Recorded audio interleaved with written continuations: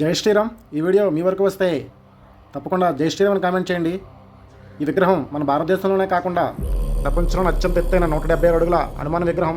ఇది ఎక్కడ ఉందంటే మన శ్రీకాకుళం జిల్లా నర్సనపేట మండలం మడపాం దగ్గర అయితే ఉన్నది. ఈ హనుమాన్ విగ్రహం లిమ్కా బుక్ ఆఫ్ రికార్డులో కూడా చోటు సంపాదించుకుంది.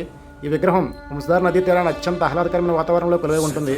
ఇక్కడ స్వామివారు అయితే నిలబడి ఉన్న భంగిమలో ఒక చేతిలో గద పట్టుకొని అభయముద్రలో భక్తులకి దర్శనమిస్తుంటారు. విగ్రహం యొక్క ముఖము మరియు ఆభరణాలు చెక్కడలు అయితే చాలా చక్కగా ఆకర్షణీయంగా ఉంటాయి. విగ్రహం కింద జ్ఞానమందిరం కూడా ఒకటి ఉంటుంది. ఈ విగ్రహం జాతీయ రహదారి పక్కనే ఉండడం చేత ప్రయాణించే వారికి విగ్రహం చాలా దూరం నుండి స్పష్టంగా కనిపిస్తుంది. ఇది ప్రయాణికులకైతే చాలా విశేషంగా ఆకర్షిస్తుంటుంది.